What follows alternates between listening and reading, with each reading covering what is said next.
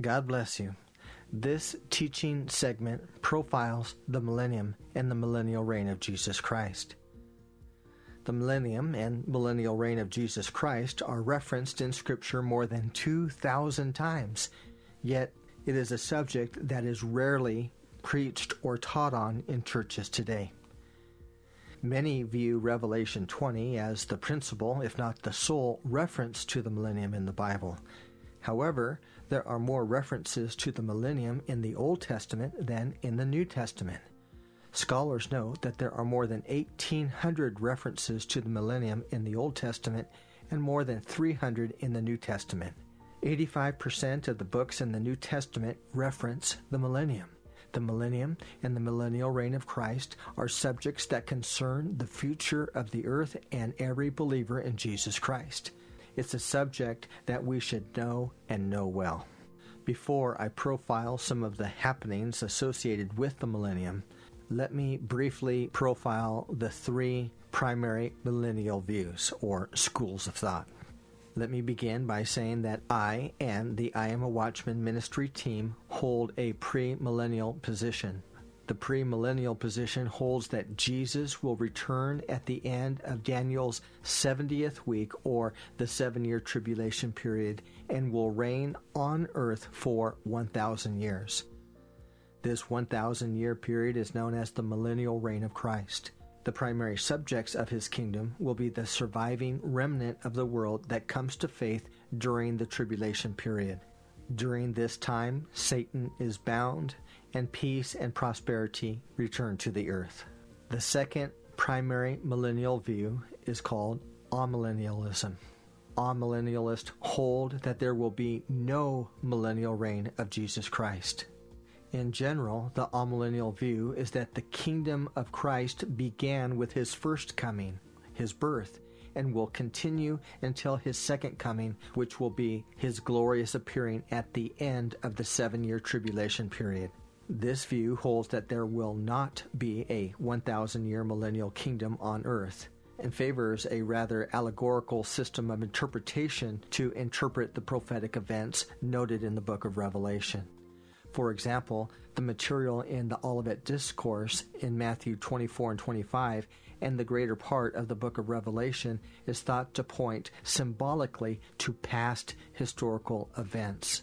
This position does not anticipate a rapture, but does expect the second coming of Christ at the end of the 7-year tribulation period. The third millennial view is referred to as postmillennialism. This view holds that there will be a millennium. Jesus will return to earth at the end of the millennium, not before, and conditions on earth will improve and continue to improve until the coming of Christ. This position does not support a literal interpretation of the 1,000-year millennial kingdom noted in Revelation chapter 20, and suggests that the millennial kingdom will last an unspecified but extended period of time. So basically, postmillennialists believe that if the millennium represents a golden age, then we are currently living in the millennial period now. Postmillennialists believe that conditions on the earth will continue to improve as we move through time. Postmillennialists do not suggest that there will be a time on earth when every single person is a Christian, or that sin will be no more, but does believe that evil in all its forms will eventually be reduced to negligible proportions, and that Christian principles will be embraced, and that Christ will return to a truly Christianized world. The I Am a Watchman ministry believes that the prominent millennial view is the premillennial position. This is the position we hold, that Jesus Christ will return to earth at the end of the 7-year tribulation period, and his return, sometimes referred to as the glorious appearing, will initiate his 1,000-year millennial reign on the earth. During the millennial reign, Satan will no longer oppress God's people. In fact, he will be bound during that 1,000-year period. just before Jesus returns to earth, the Antichrist is leading the armies of the world in a great war known as Armageddon against God's people in Jerusalem. This is the climax of the tribulation period. When all seems lost, when Jerusalem is surrounded and outnumbered, Christ comes and vanquishes evil. The Antichrist is judged and bound and thrown into the pit of fire and will remain there for 1,000 years. We read in Revelation 20 that the dragon, the serpent of old, who is the devil and Satan, was bound for 1,000 years and cast into the bottomless pit and shut up, and a seal was put on him that he should not deceive the nations no more until the 1,000 years were finished. The millennial kingdom begins after the 7-year tribulation period, which is a time of unprecedented war and destruction and judgment on the earth. However, during the millennial reign, the earth is renewed and restored. Isaiah 65 notes that there will be a new earth, and the former shall not be remembered, nor even come to mind. Isaiah chapter 2 notes that Jesus will reign as king. Isaiah chapter 11 notes that the world will be at peace. Micah chapter 4 notes that Jesus will serve as king and righteous judge. Micah also notes that nation shall not lift up sword against nation, neither shall they learn war anymore. It will be a time of unprecedented peace.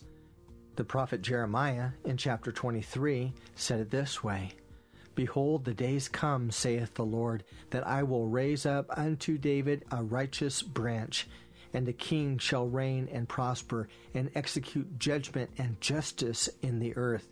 In his days Judah shall be saved, and Israel shall dwell in safety. And this is his name, whereby he shall be called the Lord our righteousness." Some may ask, who will reign with Christ in his kingdom, and who will live on this new earth? Well, principally, the subjects who live on the new earth will be those who become believers during the tribulation period and survive the judgments of the tribulation period. But also, the saints of old, believers in Jesus Christ, will come from heaven with Christ and reign with him on this new earth during the millennial reign. Matthew 25:23 and Luke 19 verses 16 through 19 notes that believers in Christ will receive special honor and have special responsibilities during the millennial reign. Zechariah 14 and Revelation 20 notes that surviving believers from the tribulation period will live in mortal form but in renewed bodies. Longevity will be the norm. Again, the earth will return to Eden-like conditions, and the long lifespans that we read about in the early chapters of the book of Genesis will become common again. Revelation chapter 5, verses 9 through 10 note that the saints of old will reign with Christ on this new earth. We read, "You have made us kings and priests unto God, and we shall reign on the earth." When? During the millennial kingdom.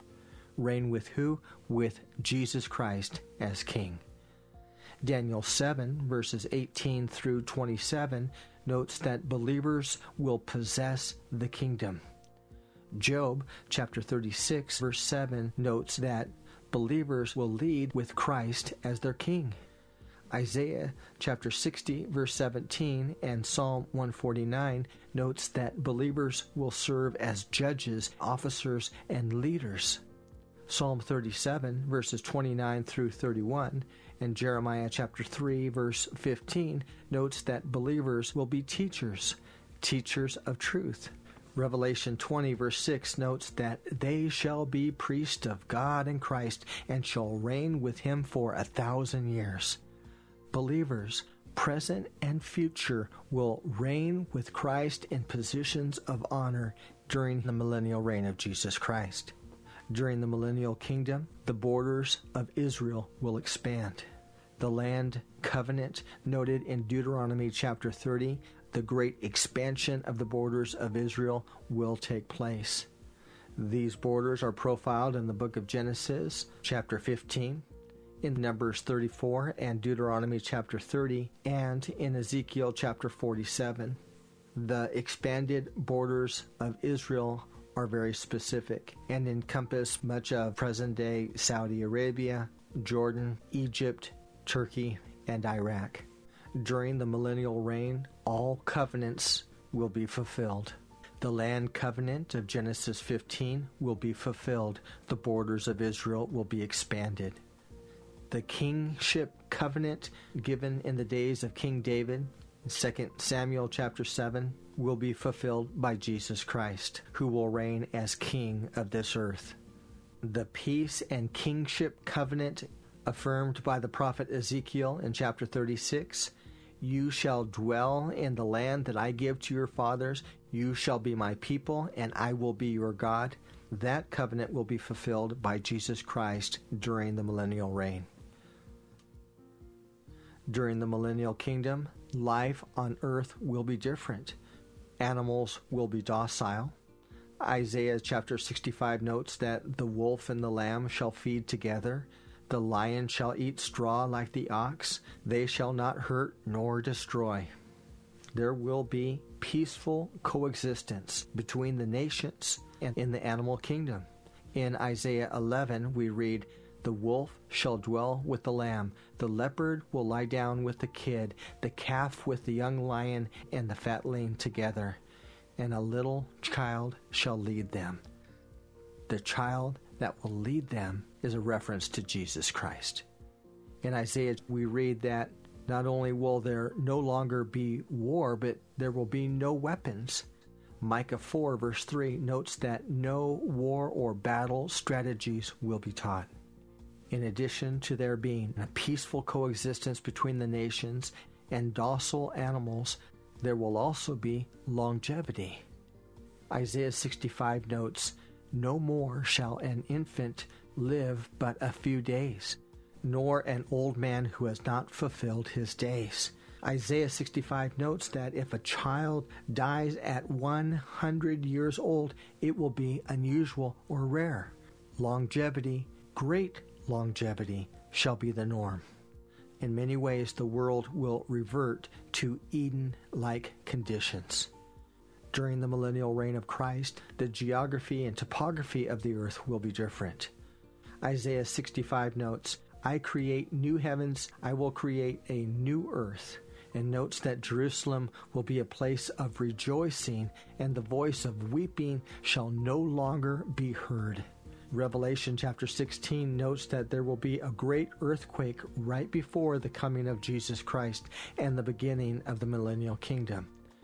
The city of Jerusalem will be divided into 3 parts, and water will flow out from the city of Jerusalem after the great earthquake. The millennial temple will stand over this new river. We read of that in Ezekiel chapter 47. Jerusalem will become a prominent high point on the earth during the millennium. The great earthquake at the second coming of Jesus Christ will level mountains and somehow make the high points of the earth disappear, leaving Jerusalem to be the prominent high point in the region, if not the entire earth. Ezekiel 47 notes that there will be new life in the region. For example, the new river that will flow out of Jerusalem, this river mentioned in Zechariah chapter 14, will flow into the Dead Sea. That's referenced in Ezekiel chapter 47. At this time, there is no life in the Dead Sea because that water is 7 times saltier than that of the oceans. No fish can live in the Dead Sea at this time. However, the new river that will flow from Jerusalem will heal the Dead Sea. We read in Ezekiel 47 that the waters will flow from Jerusalem through the desert and flow into the sea. And the waters shall heal the sea, and it shall come to pass that there will be there a great multitude of fish. During the millennial reign of Christ, will the saints of old take on mortal bodies? Probably not. The new and changed bodies that we receive when we die are not corruptible and are eternal. These new bodies that we have in heaven will be the same bodies that we have when we come from heaven with Jesus to reign with him on earth during the millennial kingdom. However, those who become believers during the tribulation period and survive the events of the tribulation will live with Christ and the saints on the new earth in regenerated mortal bodies for 1,000 years. Their bodies will be healed. Longevity will be the norm. Individuals will be able to marry. Children will be born. For these humans, there will be free will.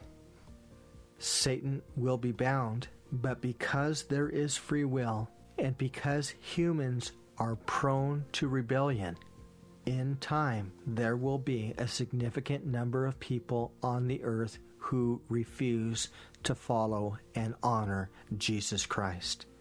At the end of the 1,000-year millennial reign of Jesus Christ, Satan will be released. He will return to earth and will lead defiant humans in one last great struggle against Jesus Christ. A battle will be waged, but Jesus Christ, as always, will be the victor. That victory will mark the end of the millennial reign of Jesus Christ. We read in Revelation 20 that the devil who deceives will be cast into the lake of fire and brimstone, where the beast and false prophet are, and they will be tormented day and night forever and ever. All who follow him will be with him forever and ever. And then we read in Revelation 20, beginning with verse 11, of a great and final judgment. During this judgment, individuals will be recognized for how they lived and will be honored by Jesus Christ for the sacrifices that they made in support of his kingdom's work. So, in summary, here's the timeline. We are living in the last days. The last part of the last days is referred to as the time of the birth pains. This will be a time when troubles and tribulations begin to increase. The increase of trials and tribulations on the land, in the church, in the world, will serve as signs to indicate the rapture and the return of Jesus Christ are near. The next key event is the rapture. The rapture of the church, that is, believers in Jesus Christ, will be sudden and for most of the world completely unexpected. One moment individuals will be here, the next moment they will not. Do not be left behind. Be spiritually prepared for the rapture. Following the rapture, there will be a peace agreement between the Antichrist and nations of the world, including Israel. This peace agreement, noted in Daniel chapter 9, initiates the 7-year tribulation period. The tribulation does not begin with a great war. In fact, it begins with an agreement that will bring peace to the region. The tribulation period will last 7 years. The first 3.5 years will be years of relative peace and prosperity. During this time, the Antichrist will garner confidence and power. He will gain control of every world system, including economy and religion. The last 3.5 years of the tribulation period will be a time of unprecedented trial and tribulation. During the tribulation period, there will be 21 specific judgments of God. These judgments increase in intensity as you move through the tribulation period. The judgments of God come as a kind of last resort, a passionate move to prompt humanity to acknowledge Him and find salvation and redemption in Him. The tribulation period ends with an epic battle called Armageddon, where Satan leads the nations of the world in battle against the city of Jerusalem. Though outgunned and outnumbered, The inhabitants of Jerusalem stand their ground. There is an epic battle, and at that last moment when all seems lost, Jesus returns, vanquishes the enemy. Satan is bound for 1,000 years. This initiates the millennial reign of Jesus Christ, during which the earth will be healed and regenerated. Peace will come. Longevity will be the norm. It will be a time of unprecedented joy and peace and prosperity. After the 1,000-year millennial reign of Christ, Satan will be released from his prison and will go out to deceive the nations of the earth and will gather the rebellious to join him in one last great battle against Jesus Christ. He will lead an army to march against the city of Jerusalem, but Jesus will be the victor. Satan and all his followers will be cast into the lake of fire and brimstone, and there will stay forever and ever. And then will come the great and final white throne judgment, where believers in Jesus Christ will give an account of their life and be rewarded for every sacrifice they have made for the cause of Jesus Christ. And then all will dwell in God's kingdom in heaven forevermore. In the epic struggle of good versus evil, good wins. Some difficult times are coming to the earth, but Jesus is coming as well. We do have the hope of heaven, and we also have the promise of the rapture, which will serve as a rescue from the great judgments that are coming to the earth. Be ready. Be spiritually ready for the rapture, and do your very best to share truth, to preach the gospel, and to warn others that Jesus is coming and coming soon, and we need to be ready. May God bless you as you strive to live for Him.